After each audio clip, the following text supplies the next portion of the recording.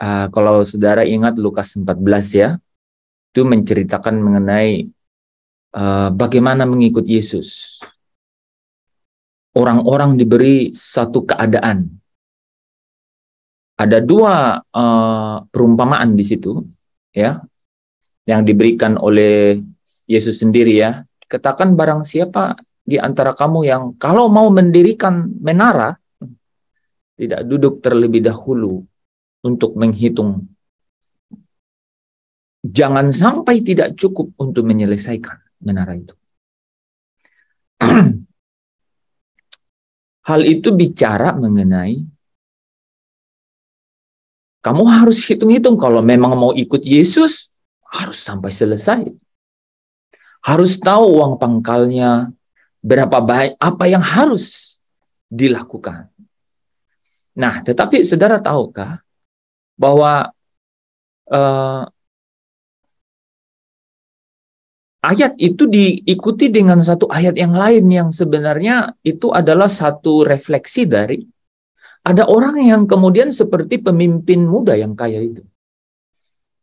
Yang kemudian meninggalkan Yesus karena dia kecewa dan sedih. Dia kecewa dan dia sedih. Dia kecewa karena hatinya ada di hukum. Hatinya itu terletak di hukum. Jadi ketika dia sudah berpikir bahwa dia telah melaksanakan hukum itu dengan benar, dia menuntut. Dia menuntut, saudara. Dia kecewa. Ya. Dan kemudian di Injil yang lain dikatakan dia sedih karena banyak sekali hartanya. Saudara yang dikasihi Tuhan, ada orang yang memilih untuk kemudian apa? Wah, ini terlalu berat. Ya. Saya lepas tangan dan kemudian ikut arus kemana saja dia membawa saya. Saudara yang dikasihi Tuhan, kemudian Yesus membuat satu challenge kepada mereka. Ya, dengan perumpamaan raja manakah katanya. Ya. Kalau ingin pergi berperang, tidak menghitung dulu pasukannya. Ya. Ini Yesus mau katakan bahwa memang seberapa besar ya kekuatanmu sehingga engkau mau melawan dan tidak mau menurut dan mengikut aku. Jadi secara keseluruhan saudara, ya, perumpamaan itu mau berkata tidak ada pilihan lain sebenarnya. There are no other options. Gak ada jalan lain. Nah, untuk itulah kalau saudara ingat ya, kita sudah membahas bahwa memang manusia ada di dalam keadaan yang mati ketika mereka sudah melanggar perintah.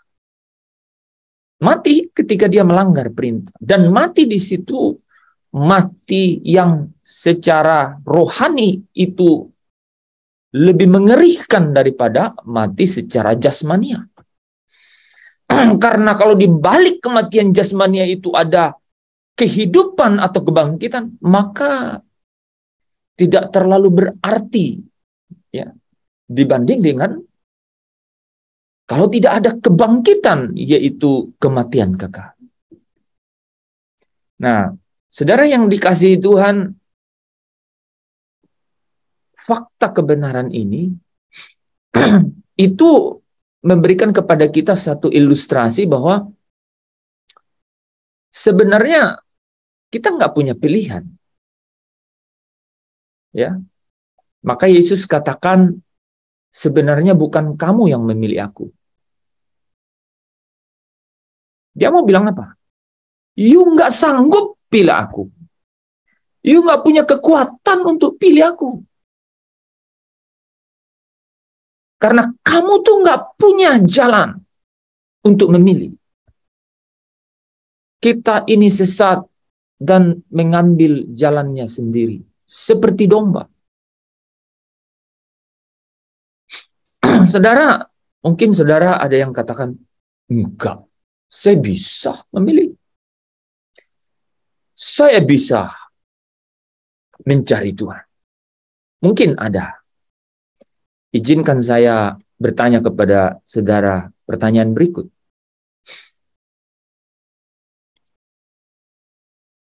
Sungguhkah saudara mampu keluar dari jerat yang membawa saudara terbelenggu di dalam keinginan-keinginan badani, keinginan-keinginan jasmani, hasrat-hasrat nafsu dunia? Kalau saudara sanggup berkata ya, boleh besok atau lusa, boleh juga bulan depan, daftar jadi frater atau biarawati. Nah, itu mungkin langkah pertama yang mungkin dapat dibuktikan, terbukti, terlihat bahwa saudara sanggup memilih, ya. Yesus berkata, bukan kamu yang memilih aku. Karena memang kamu tak mampu memilih itu. Ya. Akulah yang memilih kamu. Nah, saudara yang dikasihi Tuhan, pilihan ini, ya, pilihan ini, itu sesungguhnya adalah pilihan Kristus yang menjadi konsekuensi logis dari pengorbanannya di atas kayu salib. Karena pekerjaan yang dia sudah mulai, itu harus diselesaikannya di dalam saya dan saudara. Roma 3 berkata, Roma pasal 4 ya. Allah di dalam ya, di dalam kekayaan kemurahan, di dalam kekayaan kesabaran, dan di dalam kekayaan kelapangan hatinya mengundang saya dan saudara. Allah di dalam kelapangan di dalam kekayaan kemurahan, di dalam kekayaan kesabarannya, di dalam kekayaan kelapangan hatinya mengundang melalui penebusan Kristus. Tetapi tahukah saudara jawabannya? Yohanes 1 ayat 10 dan 11 memberikan kita ilustrasi yang jelas di situ. Bahwa dia ada di dunia ini. Sang penebus itu. Dia datang kepada umat kepunyaannya. Tetapi umat kepunyaannya tidak mengenalnya. Nyata bagi saya dan saudara bahwa memilih jalan ini saja itu bukanlah pilihan kita. Ini adalah satu hidayah dikaruniakan secara mutlak absolut tanpa campur tangan manusia. Bukan pekerjaan manusia tapi pemberian Bapa di surga. Nah, inilah tempat atau titik awal untuk berpijak. Bagaimana saya dan saudara harus kemudian bergerak sedikit selangkah demi selangkah untuk dapat meraih penghiburan di dalam jejak-jejak jalur kemenangan itu. Ini satu titik yang harus selalu saudara pegang. Inilah makna di mana saudara dan saya sebenarnya sungguh dikatakan orang-orang yang mendapat belas kasihan. Menerima belas kasihan, menerima kemurahan Tuhan. Kalau saudara merasakan begitu besar kemurahan dan kasih karunia, belas kasih Tuhan atas diri saya dan saudara, maka saudara adalah orang-orang yang potensial untuk menjadi kaya di dalam kerohanian. Karena sumber segala sesuatu itu adalah terhubung dengan pancaran kasih dari sang sumber kasih itu.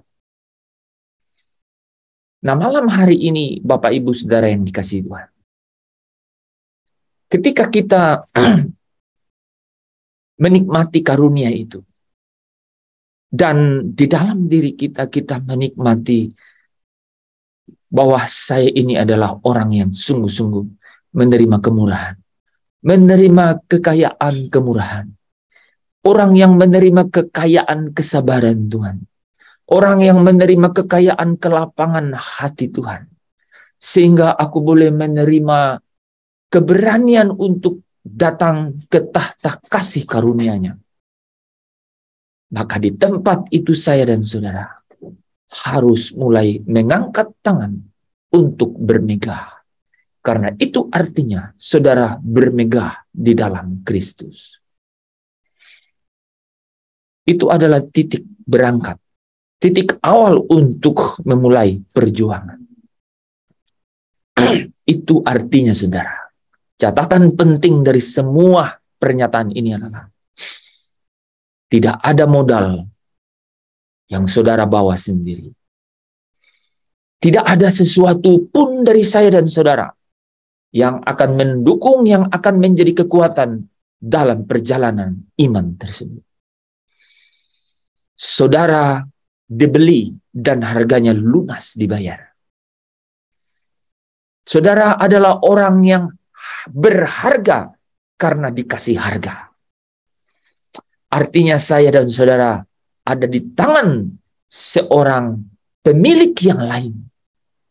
Dan saudara bukan milik saudara sendiri lagi. Ya, ini adalah tempat, ini adalah titik suasana batin yang saudara harus sungguh-sungguh, saya dan saudara harus sungguh-sungguh maknai. Ya, we are nothing. Kita tidak punya apa-apa. Kita bukan apa-apa, apalagi siapa-siapa. Ketika saudara berangkat dari satu suasana batin seperti itu, saudara akan mencari Tuhan dengan berkeluh kesah, berpeluh besah, dengan keringat, dengan perjuangan yang sungguh-sungguh. Karena saudara merasakan betapa besarnya kekuatan kasih, kemurahan, dan kesabarannya menjangkau hidup saya dan saudara. Bila saudara terjatuh sedikit, terpeleset mungkin, masuk di dalam kesedihan, dirundung kemalangan, atau jatuh di dalam berbagai-bagai cobaan, saudara akan berkata, tidak ada yang patut aku pertahankan, karena tidak ada yang kumiliki satupun dari diriku ini. Sehingga kalau saudara dihina, saudara ada di dalam pencobaan, sesungguhnya Kristuslah yang sedang dihina, Kristuslah yang sedang dicobai, Kristuslah yang sedang diuji di dalam diri saya dan saudara. Saya dan saudara seharusnya membawa kematian Kristus dari hari ke hari, supaya kehidupannya itu boleh dibangkitkan di dalam ruang batin saya dan saudara. Saudara yang dikasihi Tuhan, pergumulan yang dirasakan oleh seorang yang memiliki pertumbuhan rohani pada stadium spiritual mature, saudara, satu keadaan pertumbuhan rohani yang dewasa, itu adalah keadaan di mana dia melihat dirinya, melihat dirinya, sungguh-sungguh melihat dirinya sebagai orang yang apa, saudara? Kulit badak, tulangkan ya kak, gak ada minusnya. Ya, orang yang saudara melihat dirinya, ya, bagaimana Kristus melihatnya. Ya, melihat dirinya bagaimana Kristus melihatnya. Tidak punya sudut pandang yang lain lagi. Dia tidak punya persepsi, perspektif sendiri. Wah, ini saudara ya, bukan pekerjaan satu malam. Ya. Bukan pekerjaan cepat, bukan pekerjaan instan. Ini satu perjuangan ya yang saudara dan saya sebenarnya harus nikmati. Karena yang terpenting adalah bukan seberapa jauh kau berjalan, bukan seberapa lama engkau menempuh perjalanan, tetapi ada nilai atau harga tinggi dari setiap perjalanan itukah? Ya. Itu yang akan membawa saya dan saudara memiliki apa? Memori, momentum yang saya dan saudara akan diingat oleh Sang Penebusmu, yaitu Kristus Yesus. Bapak Ibu, apa kira-kira yang menjadi memori yang patut diingat di dalam perjalanan saya dan saudara bersama Tuhan? Tujuan akhir kita sudah jelas. Abraham memulainya, memberi teladan dan model ya dengan sangat sempurna. Bapa berkenan kepadanya. Dia disebut bapa orang beriman. Dan diperhitungkan sebagai kebenaran baginya. Karena sekalipun dia tidak melihat tanah perjanjian, yaitu tanah air surgawi, tapi dia melabuhkan pandangannya jauh ke tanah air surgawi itu. Bapak, Ibu, Saudara, saya sungguh-sungguh mengatakan ini dengan makna yang dalam. Bahwa kalau saya dan saudara belum memiliki satu pandangan yang demikian, kita masih berkutat mengenai jarak pandang yang pendek, tujuan-tujuan sementara di dunia ini, sesungguhnya nilai hidup kita tidak punya catatan di hadapan Tuhan. Sungguh. Abraham meninggalkan Ur Kasdim tanpa syarat. Kristus mau katakan, tinggalkan masa lalumu tanpa syarat. Tanpa memori yang tertinggal. Abraham melepaskan masa lalu itu dan kemudian sungguh-sungguh mempercayakan kepada satu pelabuhan akhir. Dia seolah melihat mercusuar tinggi yang tampak jelas di ujung sana, yaitu tanah air surga. Inilah yang membuat pemimpin muda yang kaya itu betul-betul kecewa. Karena dia berpikir perjalanan yang dia tempuh selama ini itu berakhir di terminal-terminal tertentu di kehidupan di bumi ini. Sehingga dia kecewa ketika dia berpikir bahwa Taurat itu dapat membawa dia berkenan di hadapan Allah. Maka didapati dirinya sungguh-sungguh kecewa. Karena Yesus berkata, engkau tidak dapat memiliki kerajaan Allah kalau engkau tidak memiliki hati di surga. Engkau tidak mungkin mengikut aku, saudara dan saya tidak mungkin dapat memiliki kebangkitan Kristus itu kalau saudara dan saya tidak memiliki hati di kerajaan surga.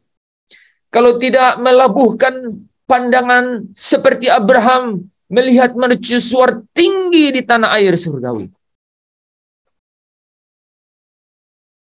Saudara, penulis kitab Ibrani memberikan sesuatu yang menarik, sangat menarik. Sangat menarik menurut saya. Dan itu sangat relevan dengan konteks kehidupan kita hari ini. Penulis kitab Ibrani mengangkat satu keadaan ya ketika menceritakan Abraham yang begitu kuat imannya. Dikatakan sekalipun, dia bilang sekalipun. Ya, ada waktu untuk kembali. Ada waktu untuk kembali. Tetapi mereka menghiraukan semua itu. Mereka tidak memandang semua itu. Mereka melabuhkan pandangan mereka ke kota kudus, kota Allah, tanah air surgawi itu. Saudara, terkesan muluk-muluk, terkesan tidak membumi, terkesan tidak manusiawi. Tetapi kalau saudara mau menarik seluruh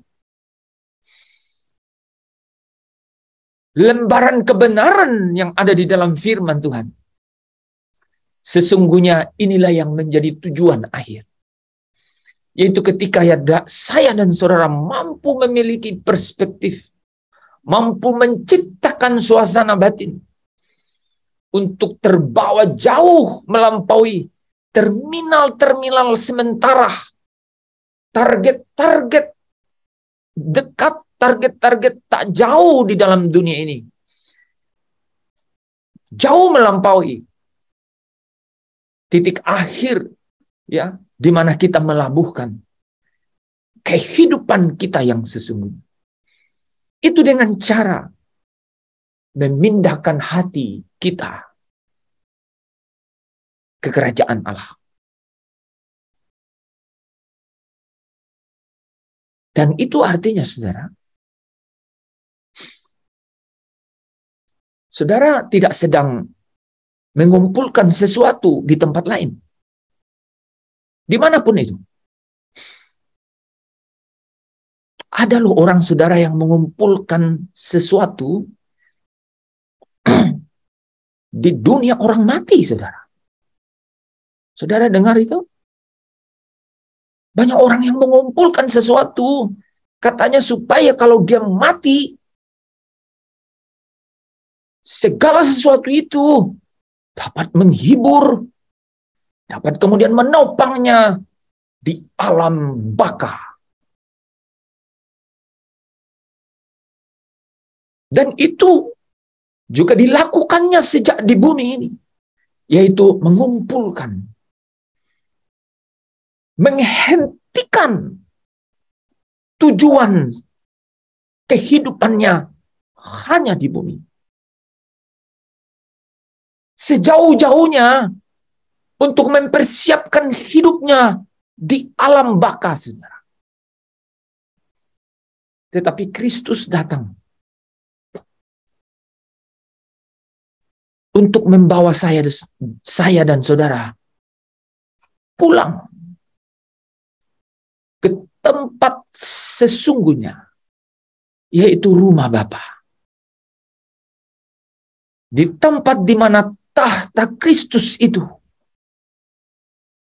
disiapkan untuk setiap orang-orang yang menang. Orang-orang yang menyelesaikan dan memelihara imannya sampai garis akhir. Perjuangan itu memerlukan fokus. Semua perjuangan yang tidak memiliki titik fokus pasti mengalami kelelahan. Tidak sedikit yang menjadi dingin dan menjadi hambar, saudara, di saat di tengah-tengah perjalanan. Karena dunia ini syarat dengan keinginan yang membawa kepada banyak cobaan yang menjerat manusia di dalam segala sesuatu yang membinasakan. Jadi kalau saudara dan saya tidak punya kekuatan untuk fokus, mustahil, saudara. Mustahil. Sangat mustahil Itulah sebabnya di akhir percakapan dengan pemimpin rohani, para murid bertanya kepada Yesus, kalau demikian, siapakah yang dapat diselamatkan? Dan Yesus berkata,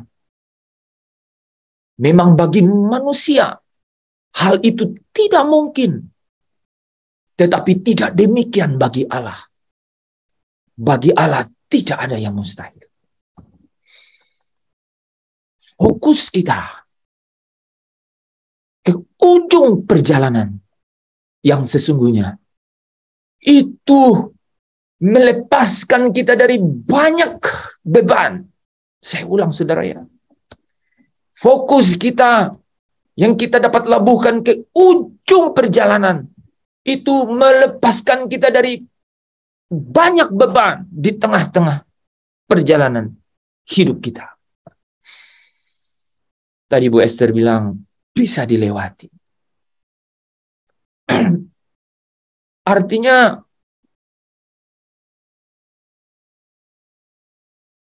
sesungguhnya dia tidak sedang memiliki tujuan transit, tetapi dia ingin bersegera untuk dapat bertemu dengan ujung perjalanan itu. Asal bisa dilewati. Saudara yang dikasihi Tuhan, kenapa perlu saya dan saudara melewati setiap tahapan-tahapan di dalam perjalanan iman? Karena semakin banyak kesempatan yang saya dan saudara miliki, maka itu artinya kesempatan untuk membedahi bejana roh dan jiwa saya dan saudara. Ada kesempatan, ada waktu-waktu berharga untuk saudara berkata, ubahkan aku. Ubahkan aku Tuhan. Bebas dari semua yang jahat. Untuk menjadi serupa dengan Engkau. Perjalanan kita akan berat ketika jarak pandang dari target kita itu ya adalah target yang sementara di tengah-tengah dunia. Tetapi kalau saudara melabuhkan pandangan saya dan saudara ke ujung akhir kehidupan, yaitu di tanah air surgawi, saudara akan yakinlah. Mari alami ini. Ini pengalaman iman. Bukan sesuatu yang ada di level pengetahuan atau pengertian belaka. Tetapi sesuatu yang harus dialami. Kita tenggelam di dalamnya. Kemudian kita dapat merasakan. Dan saudara dapat menikmatinya. Ketika saudara melabuhkan pikiran ke ujung kehidupan yang sesungguhnya. Artinya kemuliaan di dalam kekekalan itu adalah your final destination. Adalah tujuan terakhir saya dan saudara. Ini yang menjadi pokok, saudara. Sehingga kalau kita melihat refleksi kembali, ya, bagaimana kita menjalani hidup setiap hari, kita tidak akan hilang jejak. Saudara tidak akan kehilangan titik utama. Saudara tidak mudah untuk diombang-ambingkan oleh rupa-rupa angin pengajaran. Saudara tidak dapat dengan mudah dialihkan pandangan saya dan saudara oleh gemerlapnya dunia ini. Banyak pengajaran, banyak rutinitas rohani, banyak kepadatan pelayanan. Tetapi saudara bisa menguji kalau saudara tidak sungguh-sungguh sepenuhnya hanya benar-benar hidup untuk Tuhan dan kerajaannya, saudara pasti merasa berat. Inilah pesan Kristus yang sesungguhnya. Ketika dia berkata di dalam Yohanes 14, do not get your heart in trouble. Janganlah gelisah hatimu. Percayalah kepadaku, percayalah kepada Allah, percaya jugalah kepadaku. Sebab di rumah Bapakku banyak tempat tinggal. Dia mau bilang, saudara, if you got into your problem, kalau ada masalah yang kau lihat, ingat, kita akan pulang. You are not going to be here forever. Engkau tidak akan di sini selamanya. Jadi cara kita memandang masalah adalah pasti akan lewat. Saya memang akan pulang ke rumah saya yang sesungguhnya. Itu jawaban Kristus. Itu cara penyelesaian Kristus. Sehingga malam hari ini saya tidak melewatkan kesempatan itu, saudara, untuk memberikan kepada saya dan saudara satu reminder lagi. Satu pastoral message. Berita pengembalaan. Ada tongkat gembala yang terus berkata, we are going home. Kita sedang pulang ke rumah Tuhan. Ini akan membuat saya dan saudara ringan dalam menjalani kehidupan ini. Saudara bisa berkata, kalau hilang-hilanglah semuanya. Kalau harus tertekan, biarlah saya melakukan dan melewatinya bersama Kristus. Saudara bisa berkata, kalau keadaan ini memang harus ada di dalam hidup ini, supaya Kristus kemuliaannya dihidupkan di diriku, atau melalui diriku dihidupkan bagi orang lain, maka aku ikut dan menikmati perjalanan itu. Karena sesungguhnya tujuan akhirku adalah pulang ke rumah Bapa. Saudara yang dikasihi Tuhan, setelah kita mengerti bahwa tujuan itu sesungguhnya, Kristus berkata kepada pemimpin muda yang kaya itu, milikilah harta di surga. Artinya, karena di mana hartamu berada, pasti di situ hatimu berada. Jadi saudara dan saya harus mengumpulkan sebanyak-banyaknya harta di kerajaan surga. Karena itulah cara untuk memindahkan hati ke kerajaan surga. Sebelum segala sesuatu yang kau miliki, Bapa mau dengan segenap hatimu, dengan segenap akal budimu, dengan segenap jiwamu, dengan segenap kekuatanmu, itu harus dipindahkan ke kerajaan surga. Untuk Tuhan dan kerajaannya.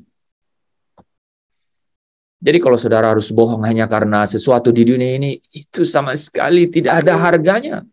Neracanya tidak ada di dalam kerajaan surga. Tidak dikenal, malaikat mencoret semua itu. Kalau saudara hanya ingin melepaskan dan kemudian mengikuti keinginan saudara di dunia ini, hanya untuk sesaat, saudara sedang menukar harta yang sesungguhnya di dalam kerajaan surga. Saudara yang dikasihi Tuhan, ketika kepada pemimpin yang muda yang kaya itu, setelah Kristus berkata, supaya engkau memiliki harta di surga, Artinya supaya hatimu ada di surga. Maka Kristus kemudian berkata kepadanya, lalu kemudian datang dan ikutlah aku. Bapak, Ibu, Saudara yang dikasihi Tuhan, Kristus adalah Adam terakhir. Dialah yang menghidupkan saya dan saudara. Hari Selasa kemarin kita sudah membahas, ya, Senin dan Selasa kemarin kita sudah membahas mengenai arti kehidupan yang sesungguhnya. Arti kata hidup yang sesungguhnya.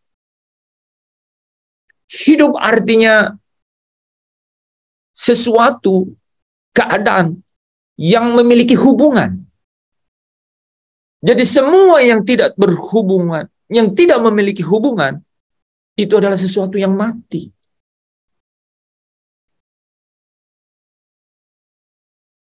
Manusia, pemimpin muda yang kaya itu, yang tidak mau terhubung dengan sumber kasih, dia adalah mati, saudara.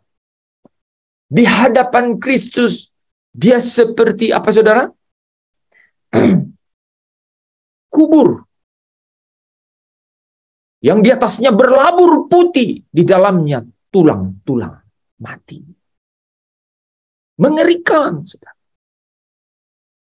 Jadi secara khusus ke waktu Kristus berkata, akulah kebangkitan dan hidup. Itu artinya dialah yang membangkitkan roh saudara yang mati.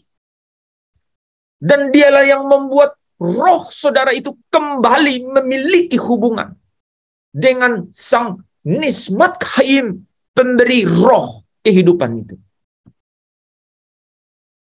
Nah, ini menjadi perkara yang kita di dalam hidup ini setiap hari. Inilah yang harus kita gumuli. Ini agenda utama kita. Kalau bukan agenda satu-satunya. Saya ulang. Ini seharusnya yang menjadi agenda kita. Yaitu membawa kematian Kristus. In every second. Setiap detik. Setiap jengkal langkah kita. Supaya saudara apa? Kebangkitan Kristus itu bisa nyata dalam hidup kita. Saudara bisa berkata, sekalipun dagingku dan hatiku habis lenyap. Ini sesuatu yang harusnya kita selalu gumuli dan pertaruhkan tiap hari. Tidak penting seberapa banyak yang saudara capai hari itu. Atau mungkin tidak penting seberapa banyak saudara jatuh gagal sepanjang hari yang saudara lewati. Tetapi kalau saudara menemukan kebangkitan kehidupan Kristus di dalam setiap momen kehidupan itu, neracanya saudara di surga menjadi nilai yang tinggi. Dan itu akan menjadikan saudara setiap hari berkata, aku berubah, sungguh ku berubah. Terus apa? Saat ku serahkan semua. Ya, aku berubah saat aku mulai serahkan semua. Saudara tahu? Perjalanan ini adalah mengenai pembaharuan atau perubahan. Dan perubahan pembaharuan ini terjadi ketika saudara mulai menyerahkan. Serahkan. Apa yang saudara anggap saudara miliki. Saya tidak tahu. Tapi kita ini adalah insan-insan yang syarat dengan semua itu. Saudara, bukan ingin memiliki, ya, mengingini untuk memiliki. Wah, itu saudara. Kekuatannya tuh saudara. Kita tuh mengingini. Saudara. Itulah ya natur keinginan ya dunia yang terprovokasi di dalam tubuh kita. Kita memiliki keinginan, saudara. Wah, kalau keinginan masih lumayan, saudara. Tapi kalau keinginan untuk memiliki, waduh, ya harusnya ya, saudara ya. Harusnya kita bisa juga punya prinsip, ya, mencintai tapi tidak untuk memiliki. Saudara mungkin dapat mencintai, tapi janganlah memiliki. Saudara harus melepaskan diri dari keinginan-keinginan untuk memiliki. Aku berubah saat ku lepaskan semua. Perubahan berkaitan langsung dengan seberapa banyak yang saudara lepaskan. Mulai malam hari ini boleh saudara catat satu persatu. Karena kadang kita sulit menemukan di dalam diri kita apa yang sudah berubah di diri saya. Kalau saudara mau lebih mudah, saudara coba catat apa yang saudara sudah lepaskan dalam diri saudara. Dan tidak punya keinginan untuk memilikinya lagi. Misal, saudara ini misal saja. Saya sudah melepaskan keinginan untuk punya mobil-mobil baru, saudara. Misalnya itu, saudara. Pasti itu membawa saudara ke satu perubahan. Saya sudah, misalnya apa, saudara? Melepaskan diri dari mencoba mempertahankan atau mencoba memberi argumen kalau diri saya ditegur misalnya. Seberapa saudara menulis daftar yang saudara sudah lepaskan? Saudara sedang ada dalam perubahan dan pembaharuan itu. Nah, itu artinya apa, saudara? Ketika saudara melepaskan sesuatu, itulah kenapa Yesus katakan, juallah segala milikmu. Tuhan tidak fokus dengan, karena Yesus katakan, ada orang-orang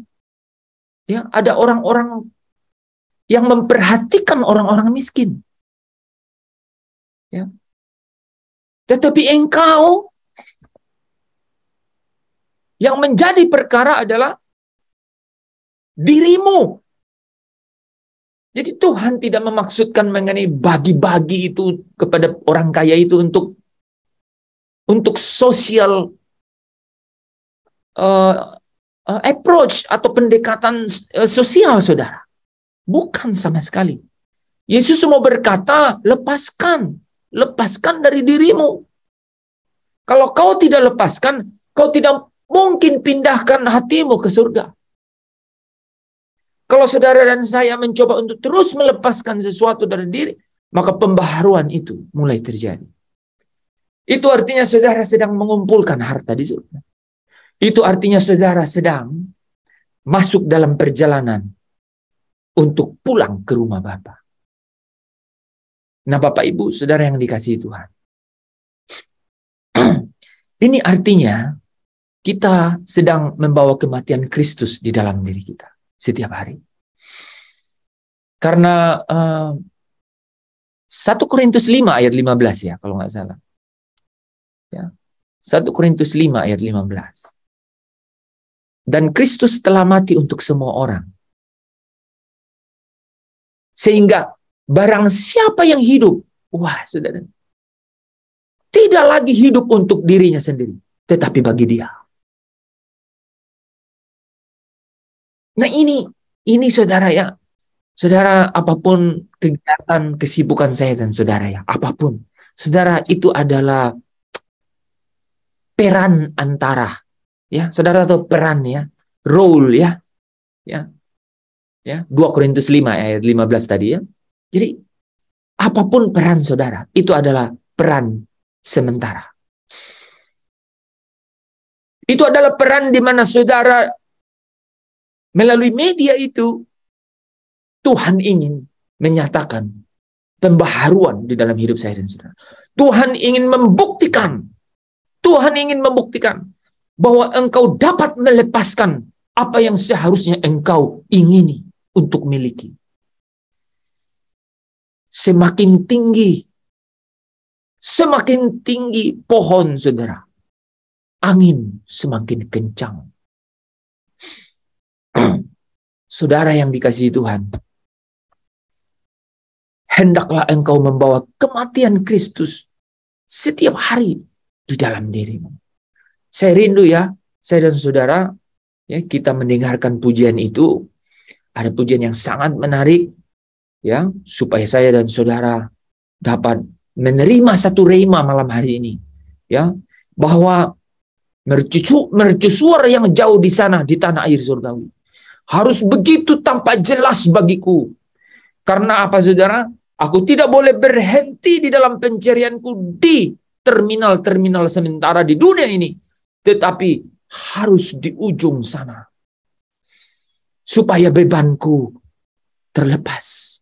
Dan semakin saudara banyak melepaskan dari diri saudara segala sesuatu yang saudara ingini untuk miliki, ingat, proses pembaharuan itu sedang terjadi. Dan itu artinya saudara sedang membawa kematian Kristus hari demi hari di dalam hidup saya dan saudara, sehingga kebangkitannya itu menjadi nyata di dalam hidupmu dan hidupku.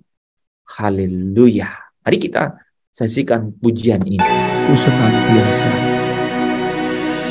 Ku senantiasa bersedia membawa kematian Yesus itu, supaya kehidupan Yesus juga menjadi nyata di dalam hidup ini. Hidup ini Manapun engkau berada, bukan aku lagi, melainkan Kristus di dalamku. Hanyalah oleh iman di dalam Yesus Tuhan, hidup Yesus ku peranakan. Sekalipun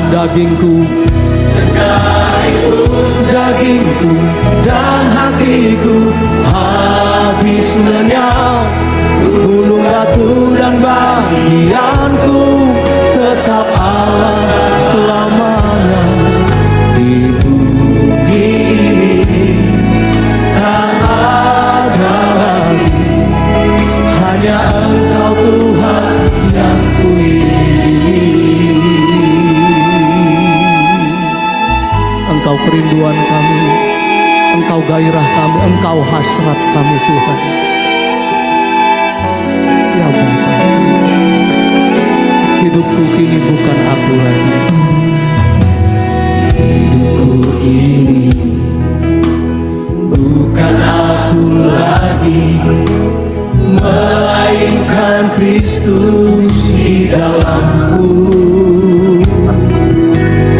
Hanyalah oleh iman di dalam Yesus Tuhan, hidup Yesus ku peranakan. Sekalipun dagingku dan hatiku habis lenyap, gunung batu dan bagianku tetap Allah selamanya.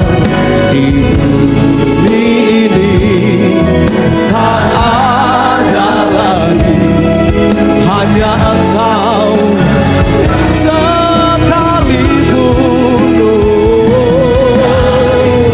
dagingku dan hatiku habis lenyap,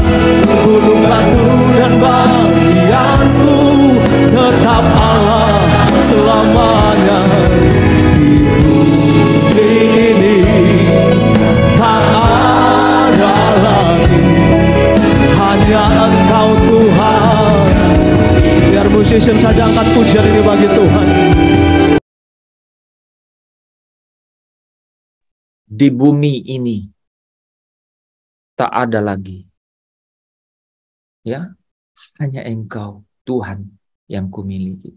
Saudara dan saya dibawa Kristus kepada suasana batin seperti itu. Tadi malam saya kirim lagu ini di WhatsApp grup DS, saudara bisa ulang, ya. Ketika kita mulai melepaskan sesuatu dalam diri kita, ingat, pembaharuan itu mulai terjadi. Dan itu artinya saudara sedang membawa kematian Kristus di dalam diri saya dan saudara. Karena hidupku ini bukan aku lagi, tetapi Kristus yang hidup.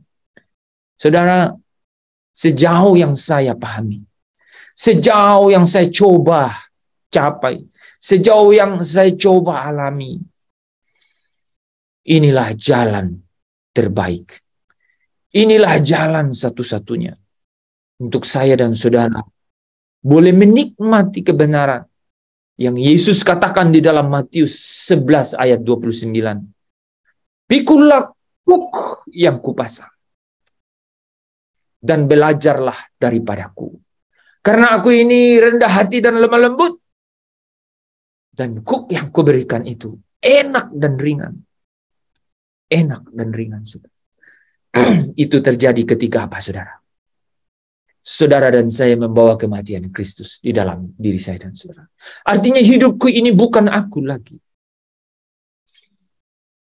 Saudara melepaskan sehingga saudara masuk dalam perubahan, pembaharuan yang terus-menerus setiap hari. Hidupmu dan hidupku akan terus dilepaskan. Nah, saudara, tahukah saudara bahwa itulah rahasia untuk memiliki hidup? Itulah rahasia ketika Kristus berkata, dan di dalam Dia ada hidup, dan hidup itu adalah terang manusia, dan terang itu bercahaya, dan kegelapan tidak menguasainya.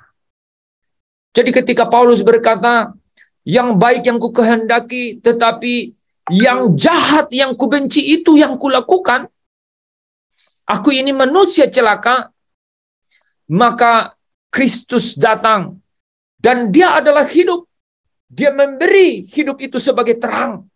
Dan terang itu bercahaya sehingga kegelapan, sehingga kedagingan, sehingga natur kodrat dosa itu tidak menguasainya.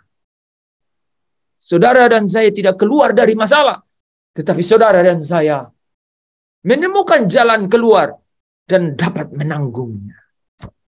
Saudara tidak terbebani, saudara tidak tertekan, tertindas atau terjerat di dalamnya. Tetapi saudara sedang menemukan kemenangan di dalam setiap memperkarakan perjalanan hari demi hari yang saudara dan saya masuk ke dalamnya. Menemukan Kristus yang hidup, menemukan Kristus yang membangkitkan roh saya dan saudara. Dan itu artinya, saudara, di bagian akhir ini, saya mau katakan, itulah yang dimaksudkan Roh Kudus yang menghidupkan.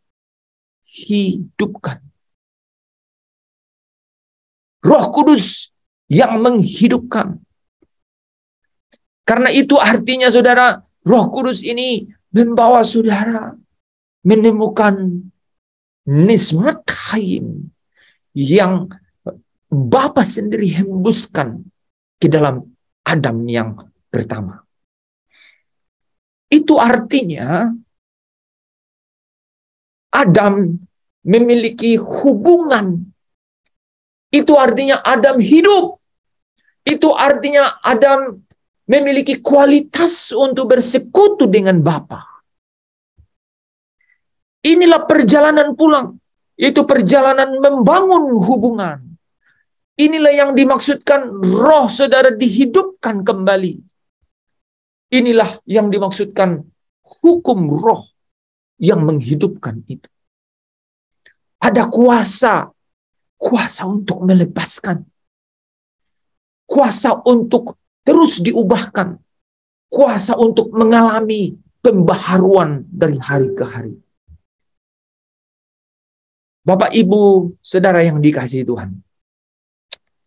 Kalau saudara ingat diagram ini, saudara ingat bahwa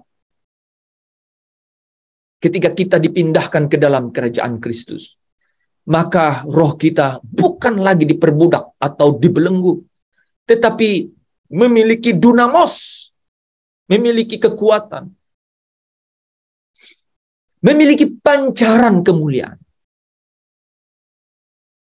Sekalipun ada natur, kodrat, tabiat dosa dalam daging yang menghasilkan pemberontakan, tetapi ketika engkau dan saya memiliki pandangan jauh ke mercusuar jauh di sana, rohmu hidup, rohmu seketika memiliki hubungan dengan sang sumber kehidupan. Ini menjadi penting. Coba saudara olah, coba saudara uji kebenaran ini. Bahwa ketika engkau ada di dalam tekanan, dan engkau ingat Yohanes 14 ayat 2 berkata, di rumah Bapakku banyak tempat tinggal. Saudara pasti dihiburkan oleh Roh Kudus. Saudara pasti diberi kekuatan. Saudara pasti ditolong. Kalau di dalam izin dan kehendak Tuhan, bahkan sekalipun ada doa-doa yang tidak sanggup kau sebut dengan lidahmu, yang tidak terucap, Roh sendiri yang akan berdoa kepada Bapa di surga. Ini rahasia. Dan dibukakan kepada setiap orang yang mata hatinya dicelitkan. Yang mata hatinya diberikan keterang. Karena terang itu bercahaya. Sehingga kau sanggup melihat kebenaran-kebenaran. Kebenaran-kebenaran. Yang bagi dunia adalah hikmat. Yang adalah kebodohan. Tetapi sesuatu yang punya nilai kemuliaan yang tidak ada bandingannya di mata Tuhan. Nilai kemuliaan yang pancarannya itu sampai ke tahta tabir kemuliaan Tuhan.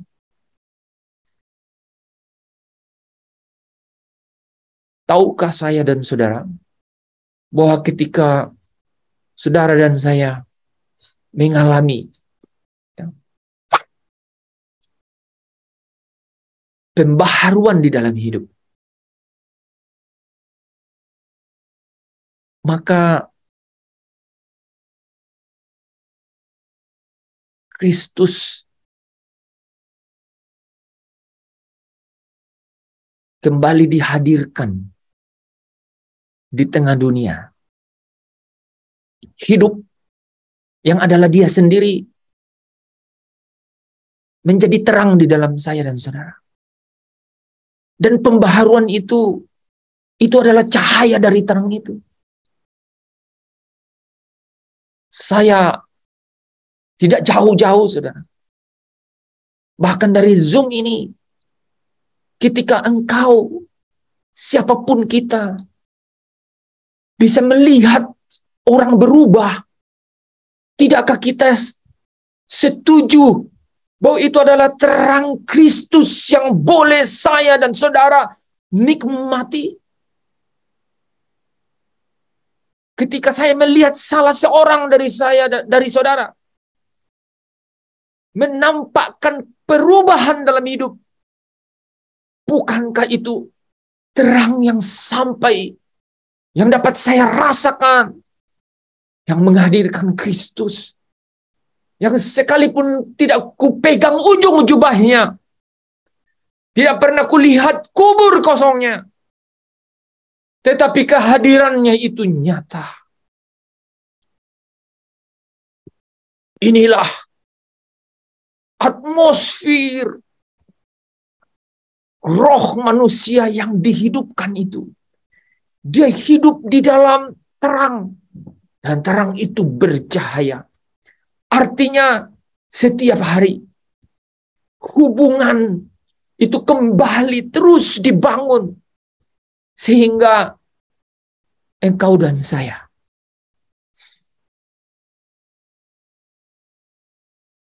aku ingin nih lagi indahnya dunia ini, karena aku yakin yang kau sediakan sempurna. Saudara bisa putar kalau tidak berani berkata di depan, bawa aku ke sana. Mungkin terlalu dini, terlalu cepat. Mulailah dengan kehidupan yang diubahkan. Yang membuat saya dan saudara memadamkan keinginan untuk memiliki. Rasa dihormati, rasa disanjung. Mempertahankan sesuatu yang seolah-olah kita miliki. Bapak Ibu Saudara yang dikasihi Tuhan. 2 Korintus 5 ayat 15 mengingatkan kita malam hari ini. Kristus yang sudah mati. Kristus yang sudah bayar. Kristus yang sudah menebus kita dengan harga yang lunas dibayar. Sehingga saudara dan saya bukan lagi milik saudara dan saya sendiri. Tetapi kita menjadi milik orang lain. Kita hidup bukan dengan semua tata cara atau liturgi kehidupan rohani. Tetapi kita hidup menurut roh. Artinya kita sedang hidup membangun hubungan. Saya ulangi. Kita sedang hidup membangun hubungan. Dan saudara, pekerjaan membangun hubungan itu adalah pekerjaan yang tidak pernah berhenti. Karena hubungan berarti seberapa intim, seberapa akrab, seberapa saya dan saudara dibukakan perkara-perkara rahasia. Itulah bukti dari sebuah hubungan. Artinya saudara dan saya harus terus-menerus setiap hari mengerjakannya. Terus mengerjakannya setiap hari. Karena itu adalah bukti dari saudara sedang membangun hubungan. Dan saudara, engkau tidak perlu khawatir tentang apapun juga. Ketika engkau memiliki hubungan itu. Karena hubungan itu adalah jaminan untukmu dan untukku. Jaminan kehadirannya, saudara. Itu adalah jaminan untuk segalanya. Kalau Tuhan hadir di hidupmu, kalau Tuhan hadir di keluargamu, kalau Tuhan hadir di pekerjaanmu, kalau Tuhan hadir di setiap kekhawatiranmu, kalau Allah hadir di dalam ketakutanmu, adakah kasih tidak melenyapkan segala sesuatu yang kau takutkan dan khawatirkan? Firman Tuhan tidak pernah berhenti untuk mengubah. Karena perubahan ini adalah mengenai hubungan yang membuka setiap tabir rahasia dalam satu hubungan. Amsal 25 ya, ayat 7 kalau nggak salah. Atau 7 ayat 25 berkata, dia membukakan perjanjiannya kepada setiap orang yang hidup bergaul karib dengan dia.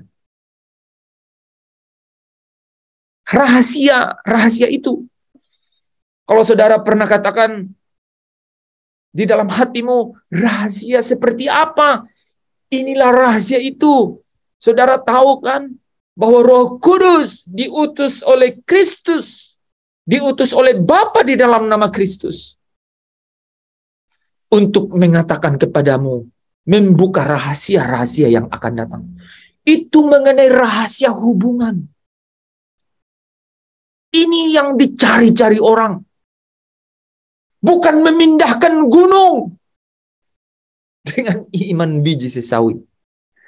Tetapi rahasia ini adalah rahasia mengenai hubungan. Karena ketika engkau dan saya memiliki hubungan yang semakin akrab, bergaul intim dalam persekutuan dengan Bapa, maka dia membukakan rahasia-rahasianya kepada saya dan saudara. Dia membukakan perjanjiannya. Ini perjanjian darah, saudara. Perjanjian baru. Perjanjian yang dimateraikan dengan cawan darah Kristus. Itu yang mengubahkan saya dan saudara.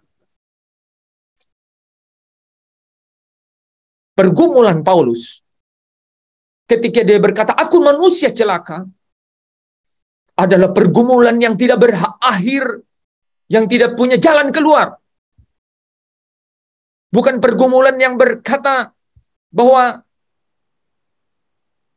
satu kondisi di mana dia dikucilkan, dia ditolak, dia dihukum atau di bawah penghukuman akan murka, sehingga dia tidak bisa melakukan apa yang dia kehendaki, yaitu yang baik, tetapi malah yang dia benci yang dia lakukan, yaitu yang jahat itu yang ada padanya.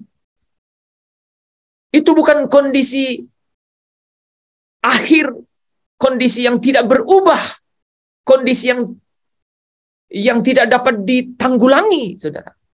Kondisi yang tidak punya jalan keluar. Tetapi Roma pasal 8 langsung membukanya dengan kata, engkau yang dikasihi, engkau yang ada di dalam Kristus, engkau yang membawa kematian Kristus di dalam hidupmu setiap hari, kau pasti dapat memiliki kehidupan, kebangkitan Kristus itu di dalam dirimu.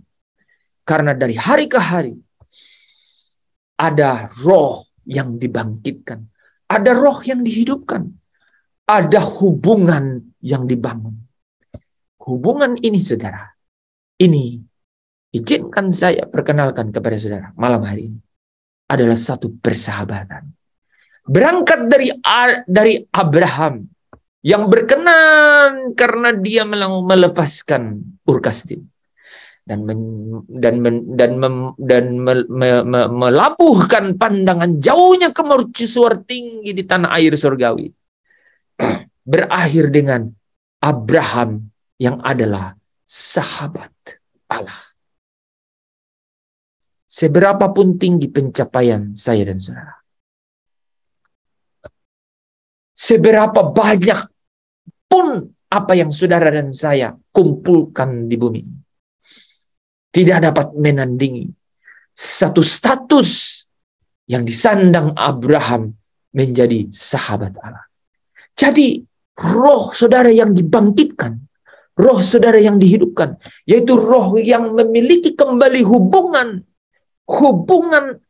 bergaul karib intim dengan Bapa, itu adalah berbicara mengenai persahabatan. Dan saudara tahu kan bahwa orang-orang yang membangun persahabatan dengan Allah inilah yang disebut orang-orang yang setia. Itulah kenapa Matius 25 mencatat bahwa mereka adalah orang-orang yang baik dan setia. Artinya orang yang berhasil membangun persahabatan, terbukti membangun persahabatan dengan Allah. Yaitu orang-orang yang berhasil rohnya dihidupkan kembali. Dengan berelasi, membangun hubungan dengan Bapa. Pergaulan membawa kepada keakraban, saudara. Keakraban itu artinya keintiman yang berakhir dengan persahabatan. Yesus berkata, aku tidak menyebut kamu lagi hamba, tapi sahabat. Sahabat. Supaya kita dapat hidup bersama-sama di dalam kerajaan Allah. Menjadi apa, saudara? Imam. Menjadi raja. Menjadi hakim di dalam kerajaan Allah. Bapak, Ibu, Saudara yang dikasihi Tuhan, engkau akan terlepas dari kematian yang kedua, dari kematian kekal. Ketika roh saudara dan saya kembali dihidupkan. Kembali dihidupkan. Artinya kebangkitan Kristus itu hidup di dalammu, di dalamku. Dan cara satu-satunya adalah saudara dan saya membawa kematian Kristus setiap hari. Setiap hari. Bawa di dalam dirimu setiap hari. Dengan cara melepaskan diri dari semua keinginan-keinginan untuk memiliki. Dan berkata, Tuhan, aku rela mengosongkan bejana jiwaku ini. Ketika saudara dan saya berani melepaskan, saudara artinya sedang mengosongkan diri. Mengambil satu teladan bagaimana Kristus sudah memberikan teladan menjadi hamba. Hamba memiliki ketaatan dan hamba memiliki kesetiaan sampai akhir. Bapak, Ibu, Saudara yang dikasihi Tuhan, izinkan saya di bagian akhir ini memberikan kesempatan kepada saudara untuk memberikan pertanyaan di 10 menit terakhir. Tetapi sebelumnya saya akan tutup di dalam doa. Dan sebelum saya berdoa, saya rindu untuk kembali kita bersama-sama lagu ini saudara harus saudara bawa setiap hari bawa di dalam hidupmu bahwa aku harus membawa kematian Kristus di dalam hidupku setiap hari. Setiap hari. Supaya apa, saudara? Supaya kematiannya. Supaya apa? Supaya kebangkitannya dapat nyata di dalam hidup saya dan saudara. Amin. Amin Amin. Amin. Amin. Aku mau membawa kebangkitan kematian Kristus di dalam hidupku setiap hari.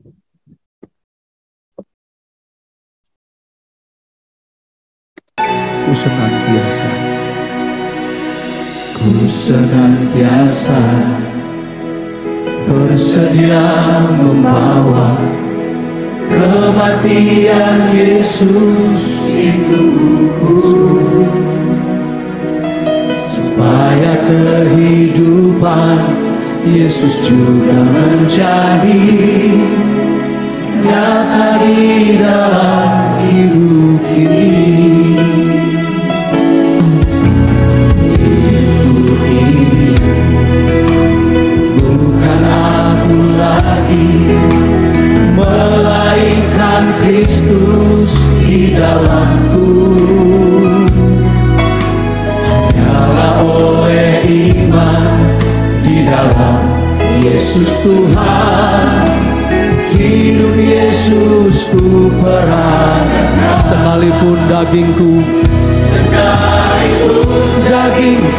dan hatiku habis lenyap, gunung batu dan bagianku tetap Allah selamanya. Di bumi ini tak ada lagi, hanya Engkau Tuhan yang kuingini. Engkau kerinduan kami, Engkau gairah kami, Engkau hasrat kami Tuhan. Ya Bapa, hidupku kini bukan aku lagi. Hidupku kini bukan aku lagi, melainkan Kristus di dalamku. Dalam oleh iman di dalam Yesus Tuhan, hidup Yesus ku perah. Sekalipun dagingku dan hatiku habis lenyap, gunung batu dan bagianku tetap Allah selamanya. Di bumi ini tak ada lagi, hanya Engkau. Sekalipun dagingku dan hatiku habis lenyap, gunung batu dan bagianku tetap Allah selamanya. Di bumi ini tak ada lagi, hanya Engkau Tuhan. Biar musician saja angkat pujian ini bagi Tuhan. Ini bukan sekedar lip service biasa Tuhan, tapi inilah hidup kami yang kami mau hidupi sepanjang waktu yang masih Engkau percayakan bagi kami. Sekalipun dalam menghidupinya kami tidak luput dari setiap pergumulan, dari setiap pencobaan, tapi kami mau setia di sini Tuhan. Kami bawa hidup kami sebagai Allahmu, sebagai miniatur-miniaturmu, sebagai duta-dutamu. Mari jemaat terkasih, saya undang kita bangkit berdiri, katakan sama Tuhan. Dagingku dan hatiku habis lenyap, gunung batu dan bagianku tetap Allah selamanya. Tak ada lagi, hanya Engkau. Sekalipun dagingku dan hatiku habis lenyap, gunung batu dan bagianku di bumi ini tak ada lagi, hanya Engkau Tuhan.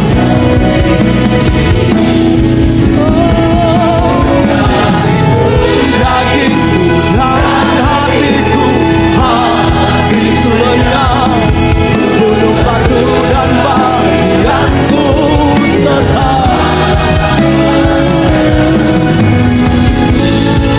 Tak ada lagi, tak ada lagi, hanya Engkau Tuhan.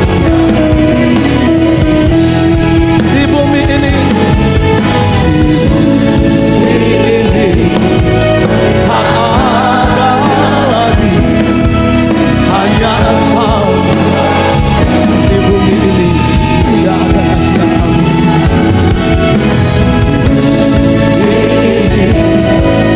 Tak ada lagi, hanya Engkau Tuhan. Hanya Engkau Tuhan yang ku ingini.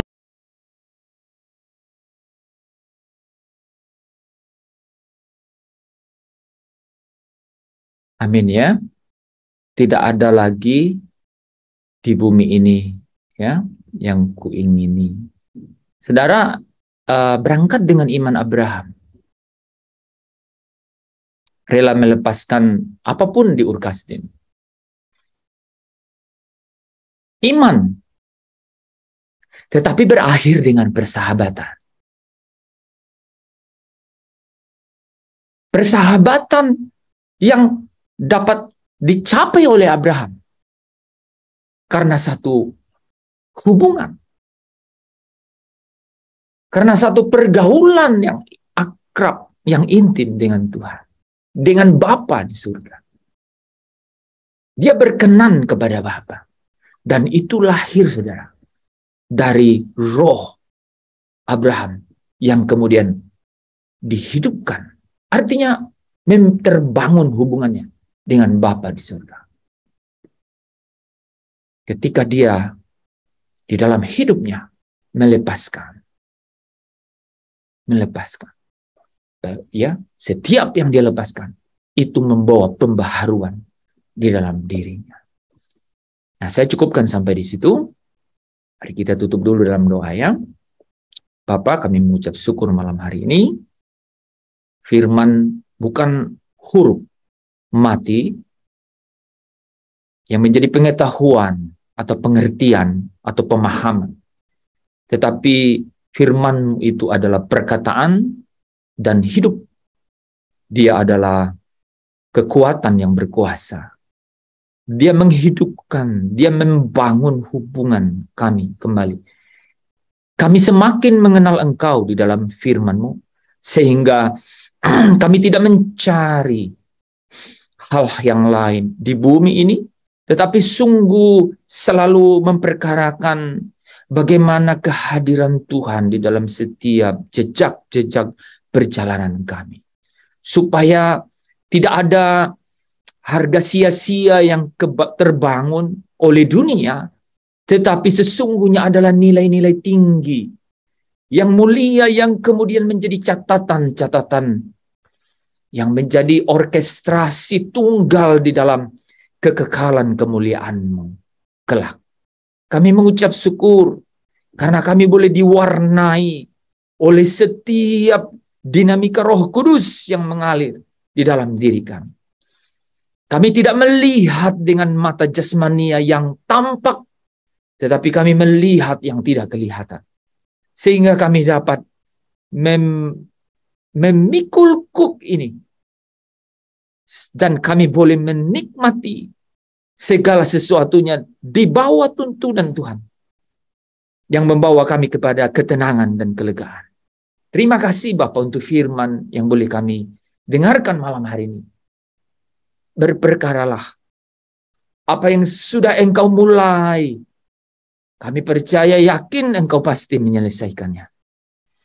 Pembaharuan demi pembaharuan di dalam hidup kami akan menjadi warna-warna kemuliaan yang akan terus terpancar dari hari ke hari. Yang akan semakin memancarkan kemuliaannya sampai akhir kehidupan kami. Kami berdoa, kami mohon kepadamu, supaya setiap hal yang kami sedang gumuli di dalam hidup ini, berikan kami hikmat, berikan kami Tuhan, yaitu wawasan kebenaran firman-Mu, sehingga di dalamnya kami menemukan pernyataan Tuhan yang penuh dengan rahasia itu, yang dapat disingkapkan kepada kami, yaitu setiap perjanjian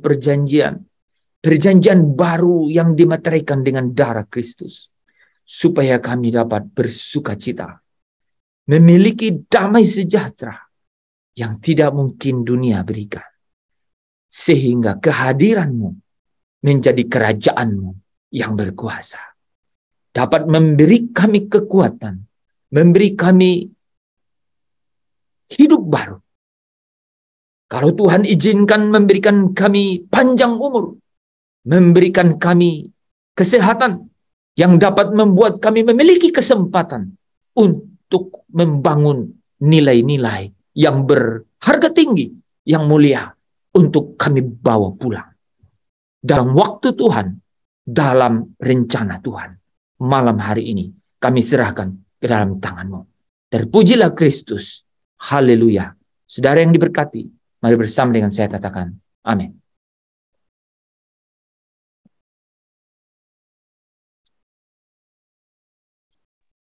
Maaf ya, adminnya lagi tidur. Amin. Amin. Amin. Beneran admin lagi tidur. Saya lihat ke sana tidur. It's okay. Berdoa tapi mungkin masuk tenggelam di dalam kuasa. Tenggelam itu berarti tenggelam di dalam roh, Pak. Lebih dalam lagi. Nah, saudara ya,